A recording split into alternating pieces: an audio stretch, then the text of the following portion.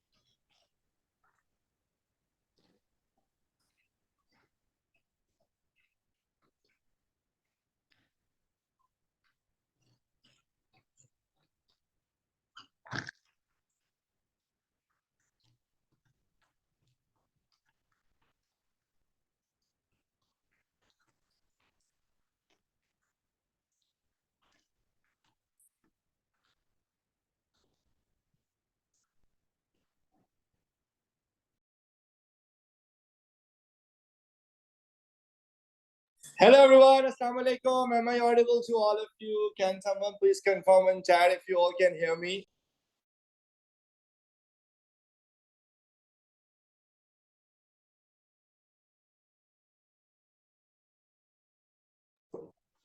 Okay, so the news from the center is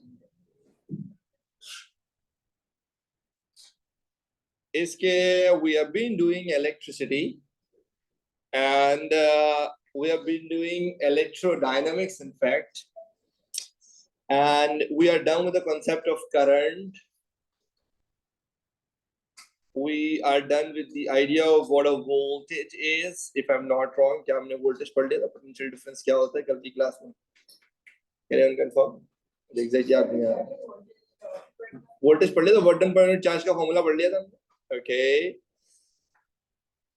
So I think this was the last thing that we did in the previous class, right? Okay. So here are some of the circuit symbols जो मैंने आपके syllabus का screenshot उठा के यहाँ पे डाल दिया, वो आपको notes में भी मिल जाएंगे. Slide screenshot इंशाल्लाह मैं upload कर दूंगा. So these are some of the circuit symbols that you should be familiar with. इनको देख के आपको पहचानना आना चाहिए. And अब थोड़ा सा बात करते हैं Ohm's law के ऊपर. So first of all, like a lot of people think V equal IR is Ohm's law. What we need to understand is that V equal IR is a mere conclusion of Ohm's law, you can say. But Ohm's law itself is not just V equal IR. So V equal IR is not Ohm's law. You can call it a conclusion of Ohm's law. Rather, the Ohm's law is that for a metallic conductor, the current through it is directly proportional to the potential difference across it. And I think I don't need to explain that much as long as you truly understand the concept of current and voltage. This is what I tried to explain you in the previous class, what a potential difference is and how a potential difference or a difference of potential between 2 points or a voltage between 2 points actually force the charges to flow from a point at high potential to a point at low potential. So it's fair to say कि जितना ज़्यादा voltage होगा, उतना ज़्यादा charges will be driven from one point to the other point. They will be flowing, and eventually they will cause the current to exist. For a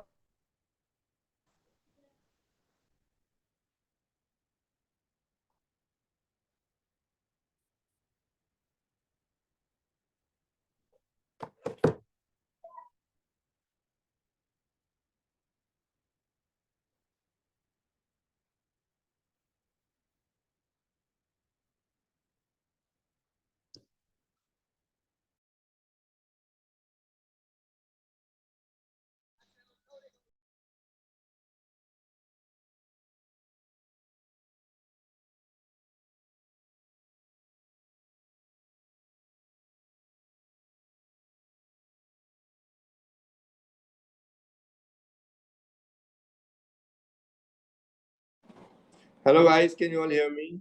Sorry, I think I got disconnected.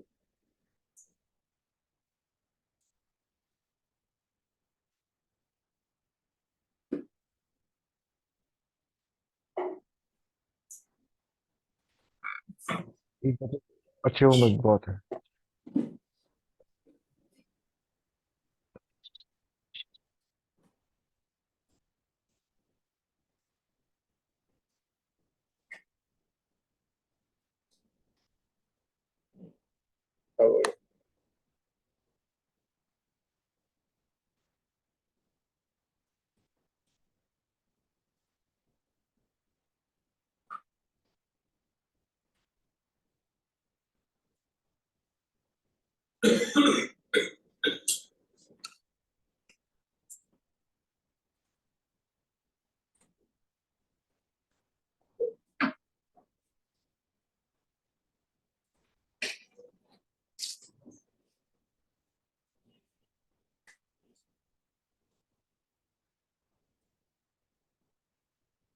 नजर आ रहा है आप लोग police को?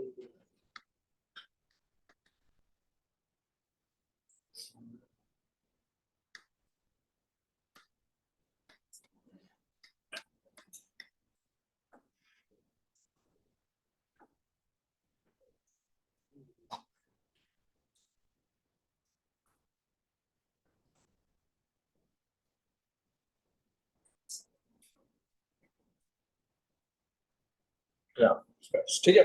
So sine of proportionality को हटा के आप साइन ऑफ इक्वालिटी और एक कांस्टेंट लगा सकते हैं। सो V is equals to constant times I, or V over I is constant, right? So voltage और current का जो ratio है that has to be constant. अच्छा, suggest करें कि अगर मुझे Ohm's law verify करना है, let's say if I want to figure out whether a given conductor is an ohmic conductor or not, तो उसका क्या तरीका होगा?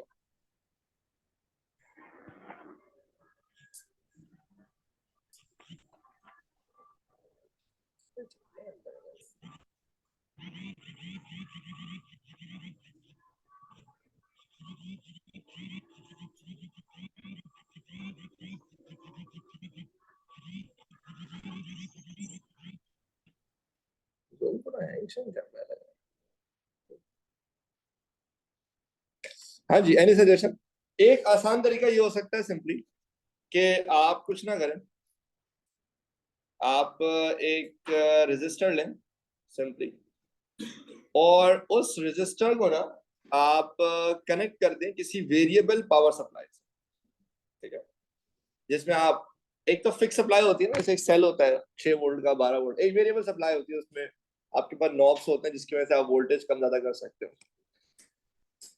और आप कुछ ना करें, डिफरेंट वैल्यूज ऑफ वोल्टेज पे करंट की डिफरेंट वैल्यूज निकालें। लेट्स से 6 रीडिंग्स निकाल लें, डिफरेंट वोल्टेजेस पे डिफरेंट करंट की वैल्यूज निकालें, और फिर आप क्या करें, वोल्टेज और करंट का ग्राफ बनाएं। And if the graph is a straight line that passes through the origin, इसका क्या मतलब है? इसका मतलब ये कि वोल्टेज करंट डायरेक्टली प्रोपोर्शनल है।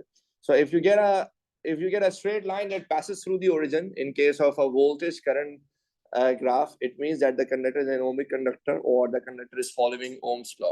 So this is how you should expect the graph. Gradient कम ज्यादा हो सकता है, डिपेंड करता है रेजिस्टेंस की वैल्यू के ऊपर, but the graph has to be a straight line passing through the origin.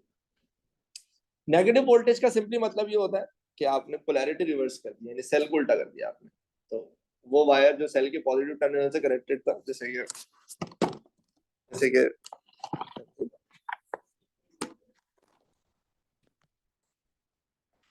जैसे फॉर एग्जांपल, अगर ये एक रेजिस्टर है ना, इस पे अभी आपने सेल यूं लगाया हुआ था, तो लेट्स अभी वोल्टेज पॉजिटिव है, अब अगर अभी इसी सेल को आप यूं लगा दोगे, उल्टा कर दोगे, तो फिर ये वोल्टेज नेगेटिव काउंट हो जाएगा, ठीक है? तो ये लाइक पॉजिटिव नेगेटिव वोल्टेज का सिंपली मतलब ये होता है कि आपने सेल की पोलैरिटी को रिवर्स कर दिया, पॉजिटिव को नेगेटिव, नेगेटिव को पॉजिटिव बना दिया।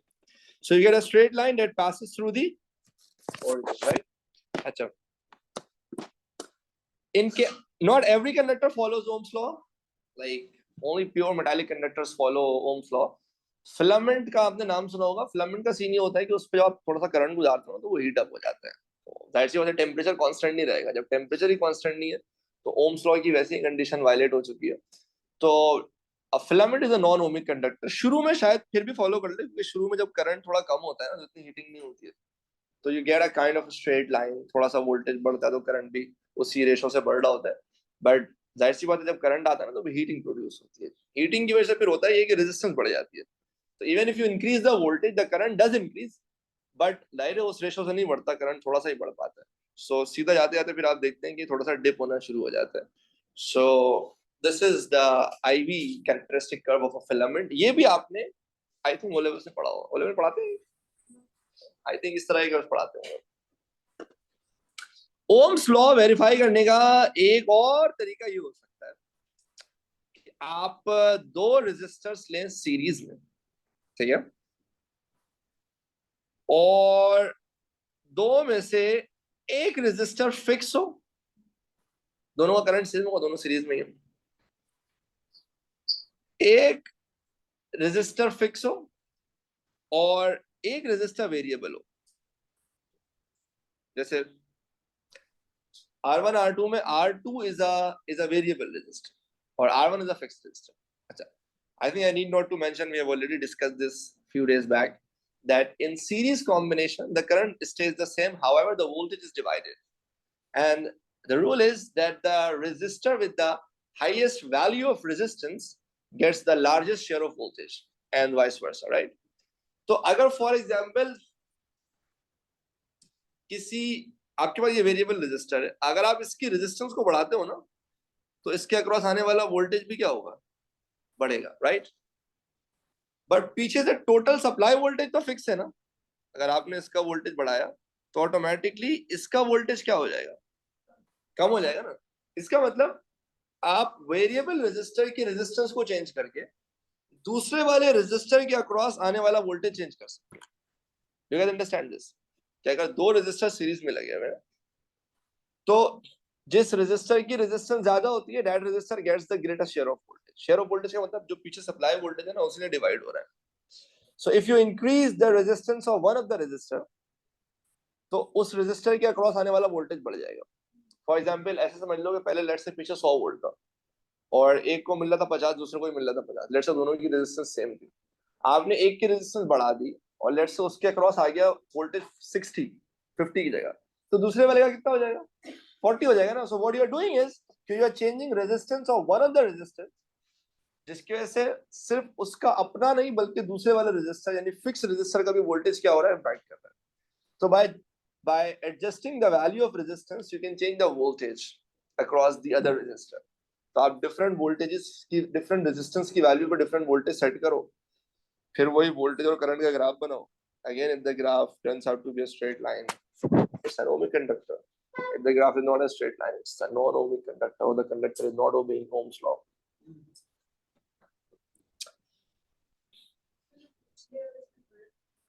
Sorry, सिर्फ फर्क ये वहां वो एक्चुअली सेम तरीका है. लाइक जो वेरिएबल रेजिस्टर होता था ना, वो डायरेक्ट वेरिएबल रेजिस्टर है. उसमें जो वेरिएबल पावर सप्लाई होती है ना, वो मैं जब इंजीनियरिंग पढ़ी तो मुझे पता लगा उसके अंदर यही होता है. सप्लाई के अंदर एक वेरिएबल रेजिस्टर होता है. जब आप नॉब घुमा रहे होते हैं ना, तो आप उसकी रेजिस्टेंस चेंज कर रहे होते हैं, जिससे ऑटोमेटिकली दूसरे का वोल्टेज कम हो रहा होता है. सो अ वेरिएबल रेजिस्टर, बट फर्क ये कि देखने में डिफरेंट है कि वेरिएबल रेजिस्टर में डायरेक्ट आपके पास नॉब है, आप डायरेक्ट वोल्टेज कम ज्यादा करते हो. यहाँ पे ये कि आप एक रेजिस्टर की रेजिस्टेंस चेंज करो जिससे दूसरे का वोल्टेज चेंज हो रहा है. So they are both like common ways to test. Actually ये तरीके हैं वोल्टेज चेंज करने के, और हमें ओम्स लॉ के लिए यही चाहिए कि हमें डिफरेंट वोल्टेज चाहिए ताकि हम डिफरेंट वोल्टेज पर डिफरेंट करंट की वैल्यू निकाल सकें और हम टेस्ट कर सकें whether it's an ohmic conductor और नॉट. समझ आ रही है बात?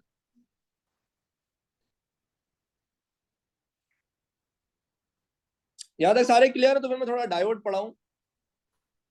ये भी सारी वही चीजें जो लाइक जितना मुझे याद पड़ता है ओ लेवल्स में थी, बट स्टिल किसी को नहीं समझा, please feel free to ask me to repeat it again. Okay, are we good till now? Everyone listening to us online, can someone please confirm? Can everyone please confirm?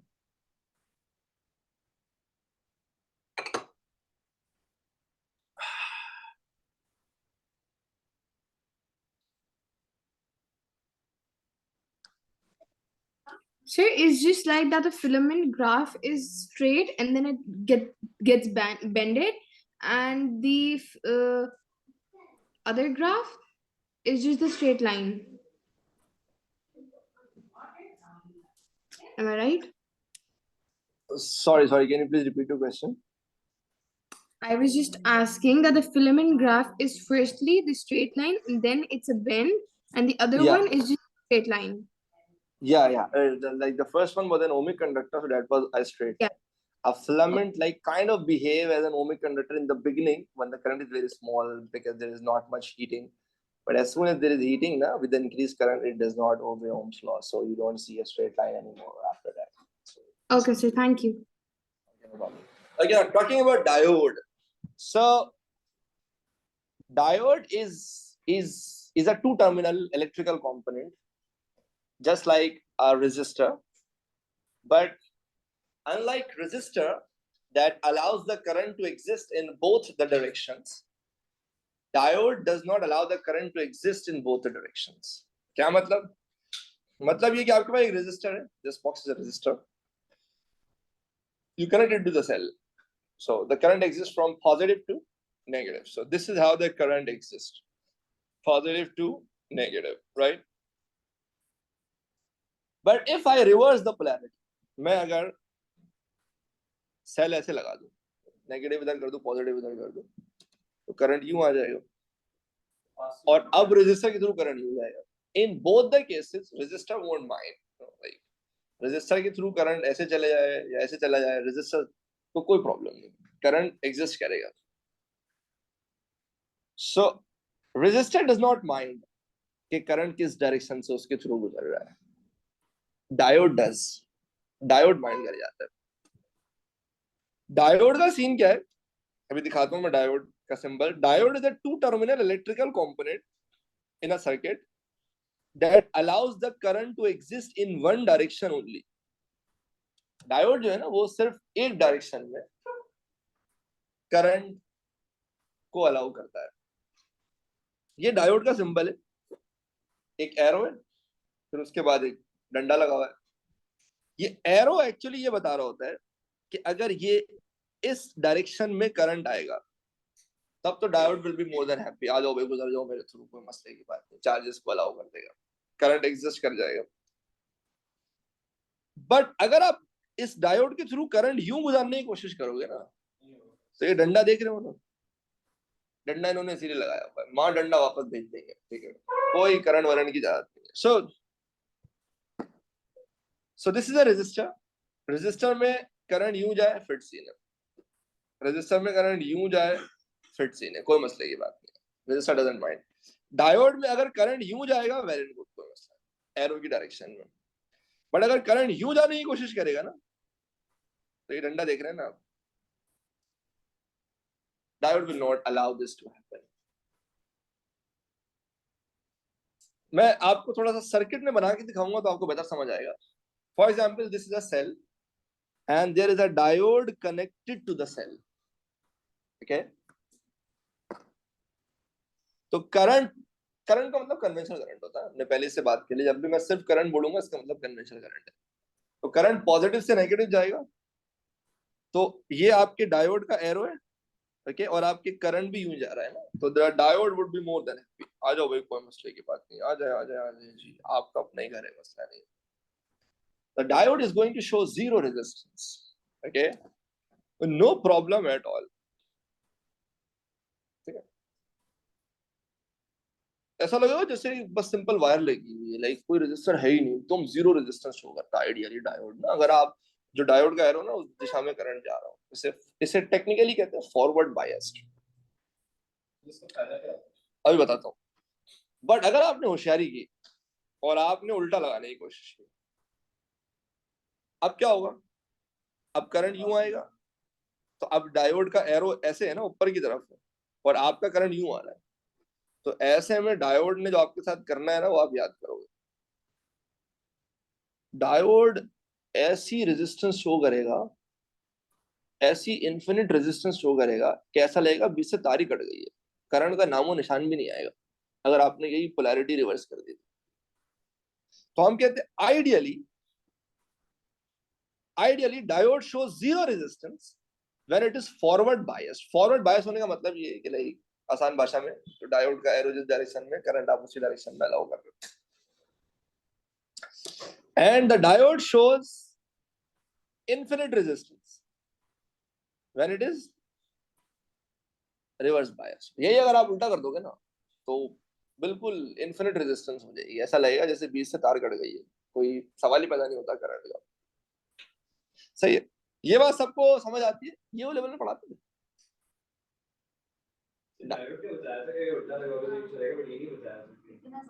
हाँ मतलब ये concept था वो level.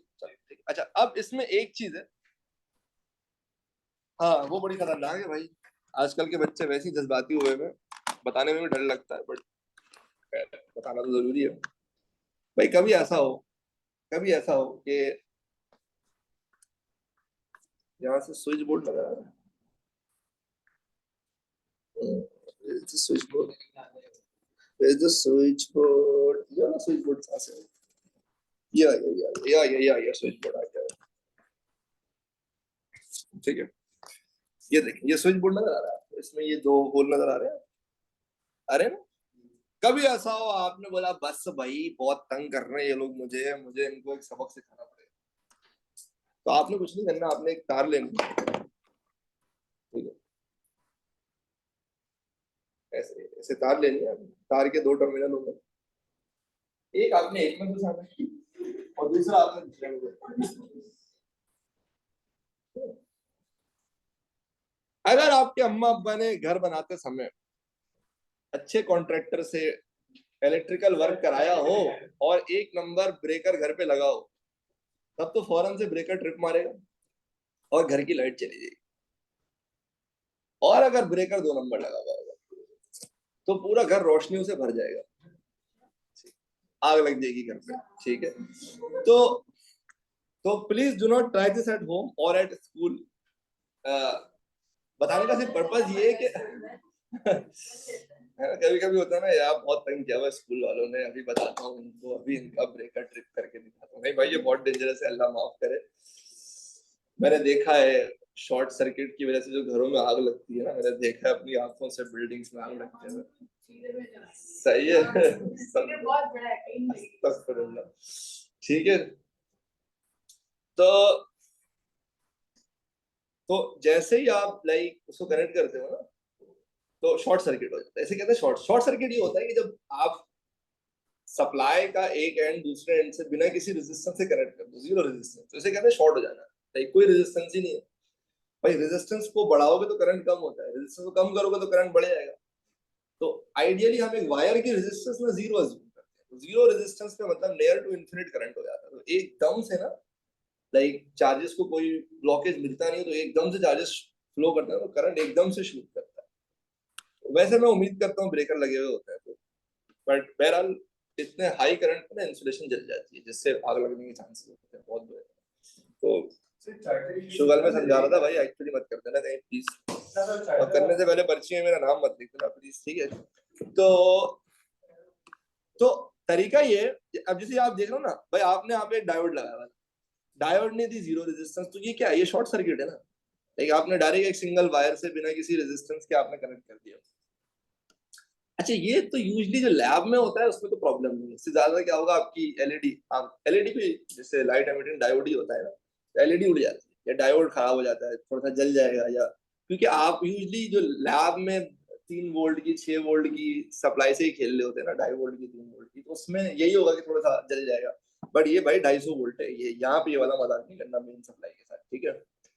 तो इसलिए वैसे भी जब भी डायोड अटैच होता है ना तो उसके साथ एक सेफ्टी रेजिस्टर अटैच होता है, ये देख रहे हो कि भाई जब डायोड फॉरवर्ड बायस्ड होगा तो सर्किट का पूरी रेजिस्टेंस जीरो हो जाएगी, तो कुछ तो रेजिस्टेंस होना सर्किट में, इसलिए साथ में एक सेफ्टी रेजिस्टर लगाते हैं कि भाई वो रेजिस्टर कम से कम सर्किट के टोटल करंट को रिस्ट्रिक्ट तो करेगा ना।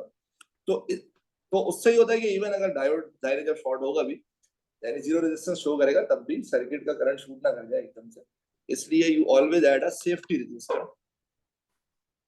तो a safety resistor is placed so short circuit may be avoided, वरना आप डायरेक्ट कभी भी ऐसा नहीं कर सकते ना कि आपके पास कोई पावर सप्लाई है, आपने उसका एक एंड पकड़ा, तार ली और दूसरे एंड में तार घुसा दी, तो उससे भी शॉर्ट सर्किट हो सकता है। तो अभी कोई पूछा ना रेजिस्टर क्यों लगाते हैं, सिर्फ इसे लगाते हैं ताकि जो सर्किट का करंट है ना वो कंट्रोल तो हो सके ना, कुछ तो रेजिस्टेंस हो। That resistor is usually called as a safety resistor.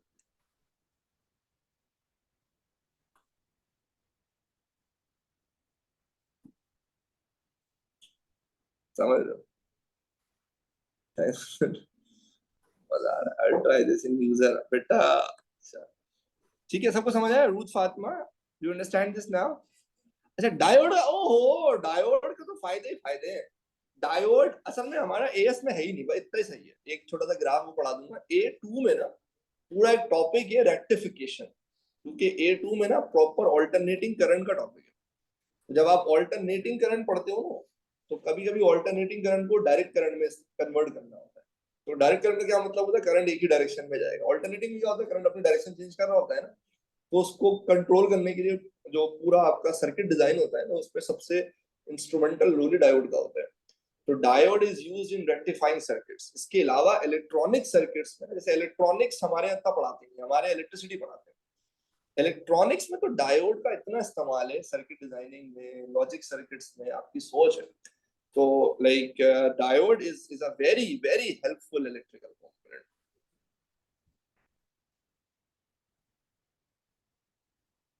ठीक है, with uses you can not imagine, इतने हैं।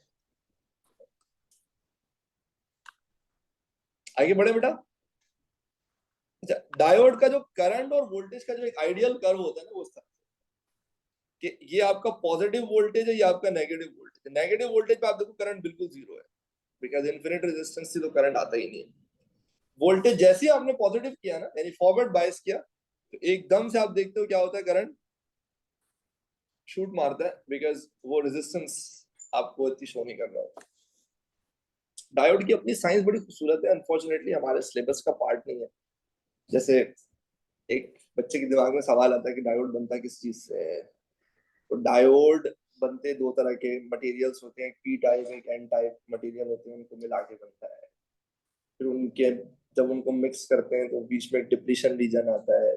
वो पी टाइप मटेरियल की कॉम्पोजिशन किस तरह, ग्रुप 3 और ग्रुप 4 के एलिमेंट और ग्रुप 3 और ग्रुप 5 के elements, it's a beautiful physics, but that's fundamental electronics, जो जो हमारे सिलेबस में नहीं है, इवन A2 में भी नहीं है। डायोड यानी डायोड की कॉम्पोजिशन क्या है, एवरीथिंग, ये आपको पता है कब मिलेगी? अगर आप में से कोई भी लोकल यूनिवर्सिटीज के लिए अप्लाई करेगा ना, एंट्री यानी मेडिकल हो गया, इंजीनियरिंग हो गया, पाकिस्तानी किसी भी यूनिवर्सिटी में अप्लाई करते हो ना, तो आपको उससे पहले एक एंट्रेंस टेस्ट देना होता है। वो जो एंट्रेंस टेस्ट होता है ना, वो आपके लोकल बोर्ड में जो पढ़ाया जाता है ना, उसके कोर्स से आता है। तो आपने देखा होगा बच्चे एंट्रेंस टेस्ट की तैयारी कर रहे होते हैं। A लेवल वालों के लिए थोड़ा मुश्किल होता है, क्योंकि उनके अपने करिकुलम से बहुत कम चीजें आती हैं, और इंटर, जिसे आप इंटर बोर्ड कहते हो ना, फेडरल बोर्ड, इंटर बोर्ड, उससे आता है।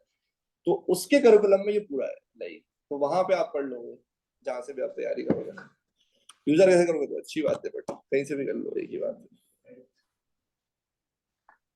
Brand endorsement, brand endorsement.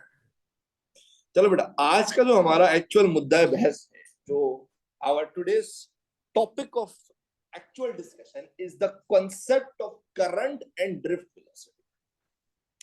Now this is a beautiful concept to understand, like this is one of those concepts in electricity जो मुझे बड़ा मजा आया था पढ़ के, जब मैंने फर्स्ट टाइम इस टॉपिक को पढ़ा था। देखिए, एक बेसिक आइडिया, एक्सक्यूज मी, एक दो, अब ये गौर से सुनो, काम कीजिए। सो एक मैंने आपको बेसिक आइडिया दिया था कि what happens in a loop of in a closed loop of electric circuit when the current exists। तो हम कहते थे एक रेजिस्टर है, उसको आप by means of a wire किसी सेल से कनेक्ट कर देते हो।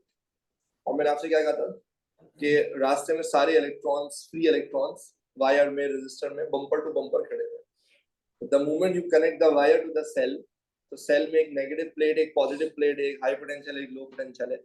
तो the negative plate pushes the electrons, और फिर वो electron bumper to bumper flow करते हुए पॉजिटिव प्लेट की तरफ मूव करते हैं और करंट आ जाता है। अच्छा, ये like this is correct, this is not incorrect, but there is a lot more to discuss in this. ये इतना सिंपल नहीं होता कि बम्पर टू बम्पर पर इलेक्ट्रॉन थे, आपने जैसे ही आपने वोल्टेज से यानी किसी सेल से कनेक्ट किया, तो एकदम से बस करंट ऐसे मूव करेंगे, यानी चार्जेस ऐसे पकड़ के भाग के इलेक्ट्रॉन्स आ जाएंगे, ऐसा नहीं होता। बल्कि जो इलेक्ट्रॉन्स के साथ होता है वो कुछ ऐसा ही होता है जैसा एक ए लेवल के बच्चे के साथ ए लेवल में 2 साल होता है, सिर्फ टक्कर ही खा रहा होता है बेचारा। सही है, देखिए प्रॉब्लम ये है कि एक इलेक्ट्रॉन अपने साइज में, अपने मास में इतना छोटा है कि आपको मैं क्या बताऊं एक इलेक्ट्रॉन कितना छोटा होता है। नहीं, हम वैसे एक इलेक्ट्रॉन का मास देखते हैं ना 9.1 एक्सपोनेंट माइनस 31 केजी। यार आप अंदाजा नहीं कर सकते हो ये कितना छोटा मास है। लाइक 10 की पावर माइनस 6 इज माइक्रो, 10 की power minus 9 is nano.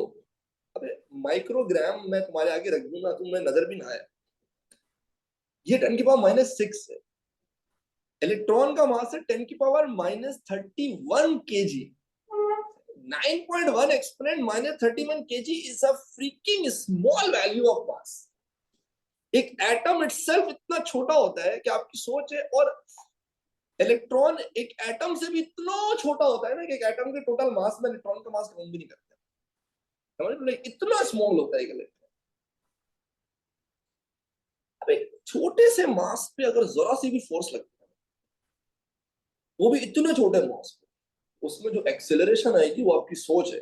We all know ना, मास कम तो एक्सेलरेशन ज्यादा होती है। इलेक्ट्रॉन के आगे तो कोई फूक मार दे ना, फूक भी बहुत ज्यादा है।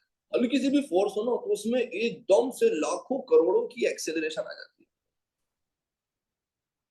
इलेक्ट्रॉन यूं स्पीड पकड़ता है 10 की पावर 5, 10 की पावर 6 मीटर पर सेकेंड। जैसी जैसी वो किसी पोटेंशियल डिफरेंस पे आता है ना इलेक्ट्रॉन, तो वो जो स्पीड पकड़ता है ना वो 10 की पावर 5, 10 की पावर 6 मीटर पर सेकेंड। तो ये मतलब with in micro nano seconds ये स्पीड पकड़ता है। सर अगर इलेक्ट्रॉन इतनी स्पीड पकड़ता है तो फिर इलेक्ट्रॉन तो बहुत तेजी से भागते होंगे सेल में, लाइक एक सर्किट में यूं निकलते होंगे नेगेटिव से positive. The answer is no, the answer is no.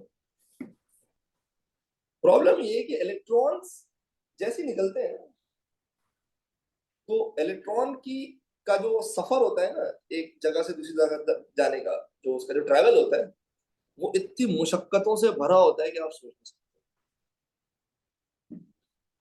मैं आपको थोड़ा सा ना जूम इन करके दिखाता हूँ।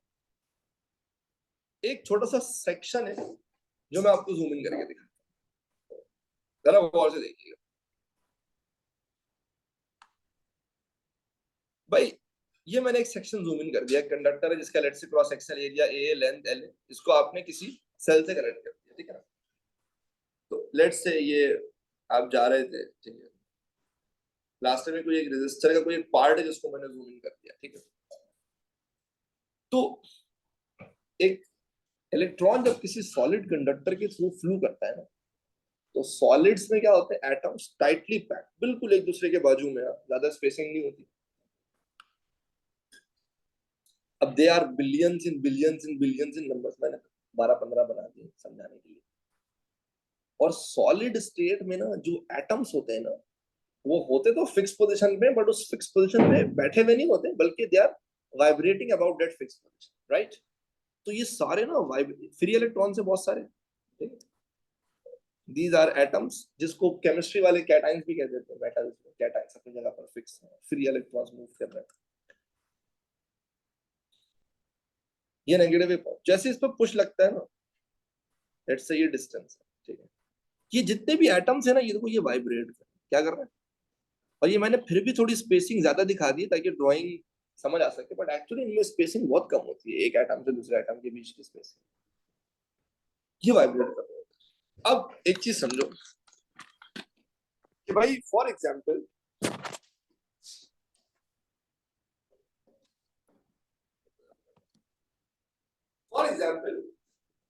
मेरी आंखों पे पट्टी बनी है, मैं एक इलेक्ट्रॉन, ठीक है, एक छोटा सा इलेक्ट्रॉन, और मुझे कोई धक्का मारता है जिससे मुझे जबरदस्त एक्सेलरेशन और मुझे ना यहाँ से वहां तक जाना है, राइट।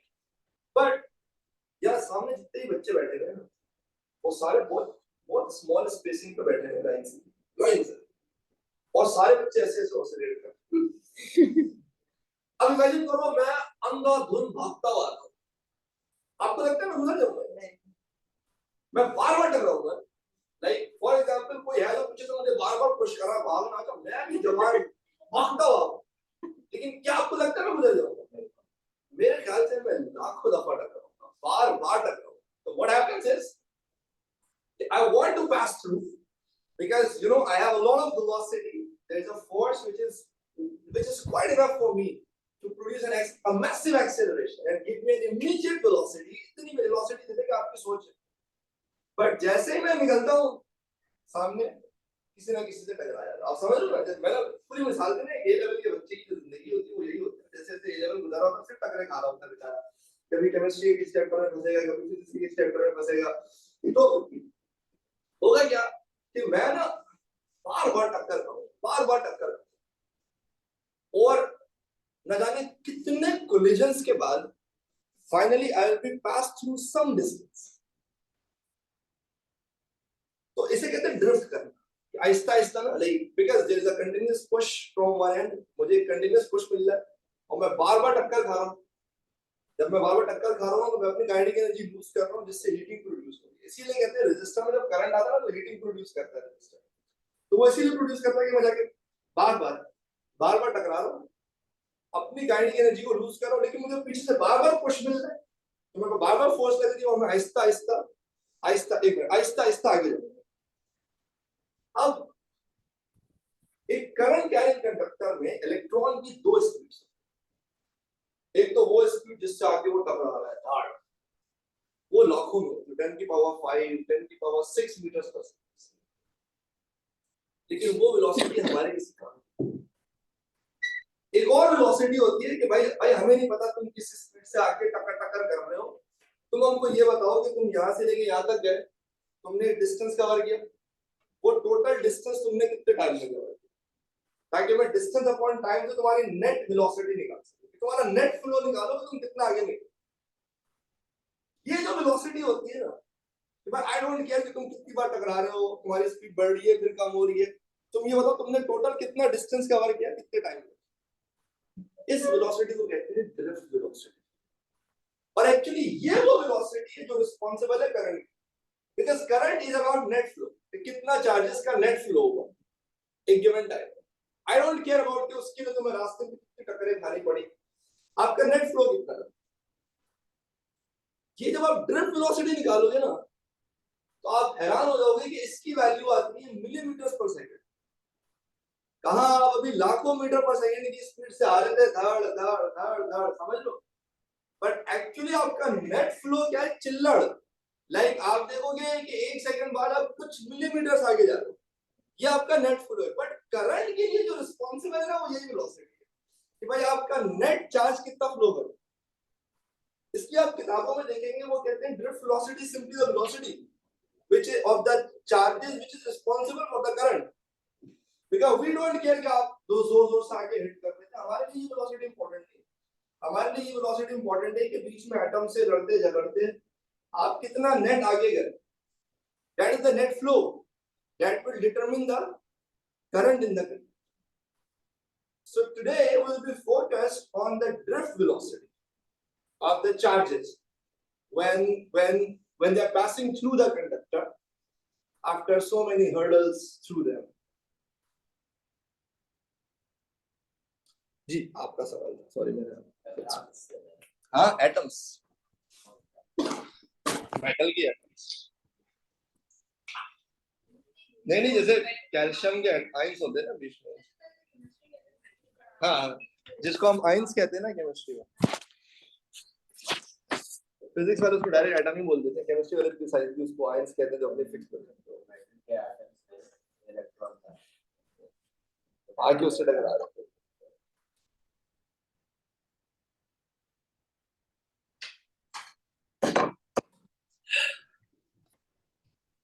हाँ भाई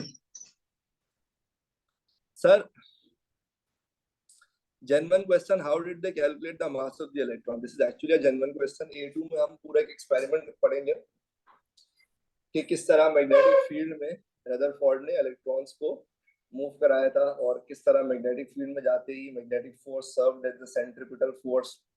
उसकी पूरी इक्वेशन बनी थी. इलेक्ट्रॉन का मास डायरेक्ट नहीं निकला था, इलेक्ट्रॉन के मास और चार्ज का रेशियो निकला था, चार्ज टू मास रेशियो जिसे कहते हैं. That was the first Nobel Prize winning experiment. तो इलेक्ट्रॉन के मास को निकालने की ख्वाहिश थी, वो एक बड़ा एक्सपेरिमेंट था और उस पे नोबेल प्राइज मिला था रदरफोर्ड को। हाँ नहीं, मैं आपको पूरी फिजिक्स पढ़ाऊंगा, टेंशन क्यों लेगा उसकी, आप यकीन कर लेंगे कि वो सच है।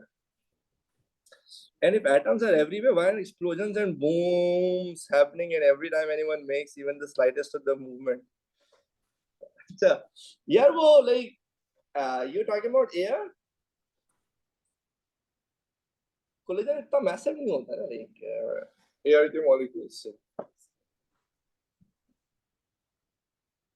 Yes sir, you said that one flick makes them go fast. Yeah, but still their mass is so small na that the total momentum does not matter, you know.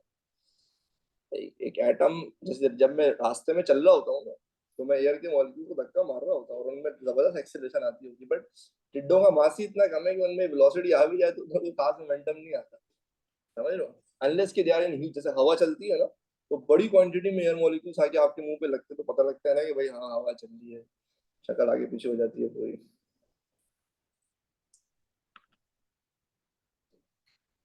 So my dear patient listeners, there's a thing called speed of electrons between collision कि भाई वो आके टकरा रहे किस speed से, that's massive, and that they should be massive, you know, like 10 to the power 5, 10 to the power 6 meters per second. And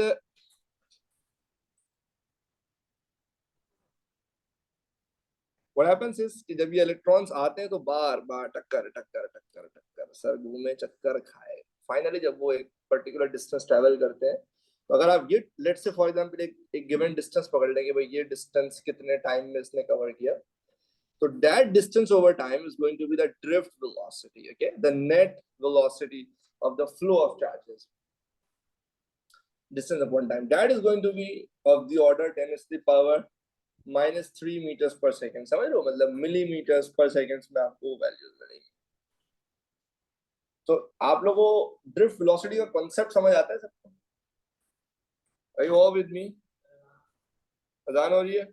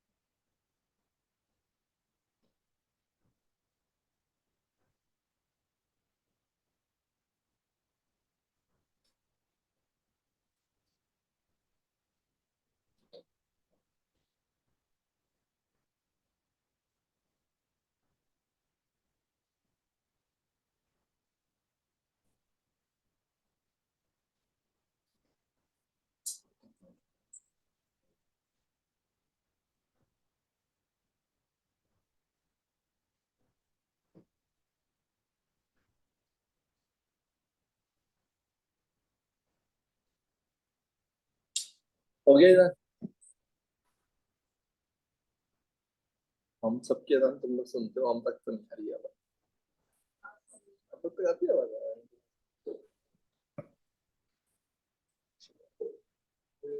हो गई। Alright जी, अच्छा अब अगले 10-15 मिनट फुल अटेंशन वाले चाहिए मेरे को, ठीक है? आवाज आ रही है सबको मेरी? भाई एक करंट की हमने ऑलरेडी इक्वेशन बनाई हुई थी, I is equals to Q upon T, charge flown over time taken, right? ये तो बेबी इक्वेशन थी, I is equals to Q upon T। इसको हमने थोड़ा सा बेहतर किया था, NQ अपॉन T, जिसमें हमने कहा था कि भाई capital N is total number of charge carriers और charges simply that passes। Q का मतलब magnitude of charge of one charge carrier के एक, जैसे फॉर एग्जांपल इलेक्ट्रॉन की बात कर लेते हैं, electron is the charge carrier, तो एक इलेक्ट्रॉन के चार्ज को हम मल्टीप्लाई करते हैं टोटल नंबर ऑफ इलेक्ट्रॉन्स जो कि फ्लो हो रहे हैं, ताकि आपको मिल जाए टोटल कितना चार्ज गुजरा। And T is the time taken to pass through that conductor, right? ये सबको याद आ रहा है? हाँ, जो हमारी करंट की पहली क्लासेस हमने पूरा घंटा इसी में निकाल दिया था, सारे याद है सबको? कोई कंफ्यूजन तो नहीं? तो फिर हम आपको एक ब्यूटीफुल इक्वेशन बता देंगे करंट की, अब डिराइव करेंगे, ठीक है? हमें आज आपको बताना है एक नई फिजिकल क्वांटिटी के बारे में, जो है बड़ी सिंपल, जिसे हम कहते हैं number density of charge carriers, which is simply number of charge carriers divided by volume of the conductor। इसे क्या कहते हैं? ये स्मॉल n है, एक तो capital N the total number of charges, एक स्मॉल n है जिसे कहते हैं नंबर डेंसिटी ऑफ, जिसे कहते हैं number density of charge career. समझ रहे हो आप मेरी बात? अच्छा,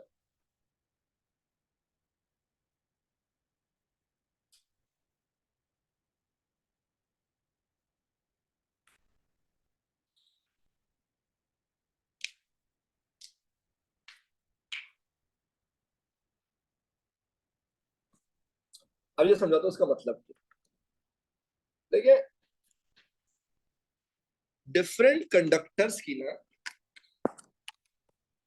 में डिफरेंट अमाउंट में चार्ज कैरियर्स की प्रेजेंस है। फॉर एग्जांपल एक मेटालिक से कॉपर हो गया, एल्यूमिनियम हो गया, या यूजुअली या कोई इवन आमतौर पर ट्रांजिशन मेटल्स ज्यादातर, they are considered as good conductors of electricity। It's because they have a lot of free electrons। यानी उनका एक given volume अगर आप पिक कर लो भाई, तो उस given volume में आपको अच्छे खासे free electrons मिलते हैं। तो there is a term which is called the number density of charge carriers, कि एक given volume में या simply per unit volume कितने चार्ज कैरियर्स यानी कितने free to move charges available है। जैसे कॉपर की, एल्यूमिनियम की बहुत ज्यादा होती है, 10 की पावर 28 में होती है पर मीटर की, अच्छे खासे इलेक्ट्रॉन्स होते हैं, सही है? जैसे इलेक्ट्रोलाइट में आपने सुना होगा dilute electrolyte and concentrated electrolyte, सही है? डाइल्यूट में ना चार्ज डेंसिटी कम होती है, बहुत थोड़े से कैटाइंस एनाइंस होंगे गिवन वॉल्यूम में, ऐसा ही है ना? कॉन्सेंट्रेटेड में चार्ज कैरियर्स बहुत सारे होंगे, यानी cations anions are the charge carriers, so there will be a lot of charge carriers per unit volume। So there is a thing called number density of charge carriers, which simply implies for a conductor that has कितने number of charge carriers यानी free to move charges per unit volume, right? तो वो कैसे निकालते हैं? simply number of charges numerator पे रख के number of free to move charges जिसे charge carrier कहते हैं, और डिनोमिनेटर में आप क्या रखो? वॉल्यूम रखो। So what you get is you get the number density of charge carriers, ठीक है? तो वापस आते हैं।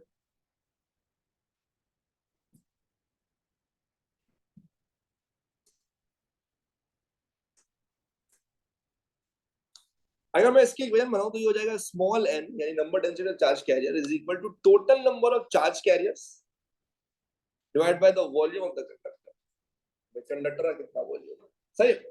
Capital N divided by V is the volume. तो capital N total number of charges बराबर हो जाएंगे N इंटू V के, ये V डिवाइड हो रहा है ना, वहां जाके मल्टीप्लाई हो जाएगा, राइट। और वॉल्यूम बराबर होता है एरिया इनटू लेंथ के। पीछे जो हमने कंडक्टर बनाया था ना, उसका क्रॉस सेक्शन A था और लेंथ L था। तो I don't think you would mind if V की जगह मैं लिख दूं NaL, V की जगह AL लिख दूं और NL। सो कैपिटल N यानी total number of charges that pass is equal to number density of charge carriers times the volume of the conductor, which is area into length. So capital N is equals to null, where small n is the number density of charge carriers. मुश्किल तो नहीं है। अब अगर आप इस equation को देखें, I is equals to NQ upon delta T, right? जो कैपिटल N है, किसके बराबर है? Small n into A into L। तो इसकी जगह मैं लिख दूं small n into A into L यानी नल। तो I बराबर हो जाएगा नल Q अपॉन डेल्टा T, ऐसे ही हो जाएगा भाई। कैपिटल N किसके बराबर है? नल के बराबर है ना। तो मैं लिख सकता हूं करंट इज इक्वल टू नल Q upon delta T। Current बराबर है नल Q अपॉन डेल्टा T। भाई ये चीज कैपिटल N थी ना, इसकी जगह मैंने NaL लिख दिया, फिर Q as it is, delta T as it is. यहां तक सारे मेरे साथ ही जल्दी बताएं। Are you all with me? Easy है क्या? हम इसको यूं लिख सकते हैं NaL upon delta T into, भाई ऊपर सब मल्टीप्लाई हो रहे हैं ना, तो डेल्टा T किसी के साथ भी लिख दो, कोई मसले की बात नहीं, डिनोमिनेटर सही है। ये L अपॉन डेल्टा T क्या मतलब? drift velocity, the total distance through which the charges have flown divided by the time taken, right? ये मेरे प्यारे बच्चों is what we call as the drift velocity। इसे हम क्या कहते हैं? इसे हम कहते हैं drift velocity। तो I is equals to NaVq। ये वो ब्यूटीफुल इक्वेशन थी जो मुझे आपको ड्राइव करवानी थी। I is equals to NaVq, लेकिन एक छोटा सा ट्विस्ट है। ट्विस्ट क्या है? एक छोटी सी मजे की चीज ये है कि जब 2017 में 2017 में जब मैं टॉपिक पढ़ा रहा था, तो मेरी क्लास में एक बच्चे ने आवाज मारा, सर ये तो मेरा नाम है। व्हाट? हाँ सर, अगर हम इसको अरेंज कर दे NaQV इक्वल I, मेरा नाम बन जाएगा सर नकवी। सही है, मेरे को बात तो सही कर रहा है, ठीक है। तो उसके बाद से फिर मैंने ऐसे याद करना शुरू कर दिया, बच्चों को पढ़ाना शुरू कर दिया कि भाई याद कर लो, Naqvi NaQV is equals to I, where the small n is the number density of charge carriers, cross sectional area, Q is magnitude of the charge on one charge carrier, V is drift velocity and I is current। तो आप याद कर लें, ये है current की असल equation. हाँ, दिल टूट गया ना ये इक्वेशन पढ़ के। नहीं आप परेशान ना हो, मैं अगली क्लास में उसको वापस जोड़ूंगा, मैं बताऊंगा ये इक्वेशन कितने काम की है ना। बट ये डेरिवेशन हमारे सिलेबस का पार्ट है। Okay, so we should know how Nakvi is derived. We should know all these beautiful steps. Okay, and अगली क्लास में हम बात करेंगे, कि आखिर ये जो V है जिसे हम ड्रिफ्ट वेलोसिटी कहते हैं, ये लाइक इस इक्वेशन से हमें क्या फायदा होगा और इससे किस तरह हम ये प्रेडिक्ट कर सकते हैं कि किस केस में ड्रिफ्ट वेलोसिटी ज्यादा होगी या किस केस में कम होगी। ठीक है, शायद ये बात अगली क्लास में ही है, अब अगली क्लास में सुनाएंगे। तो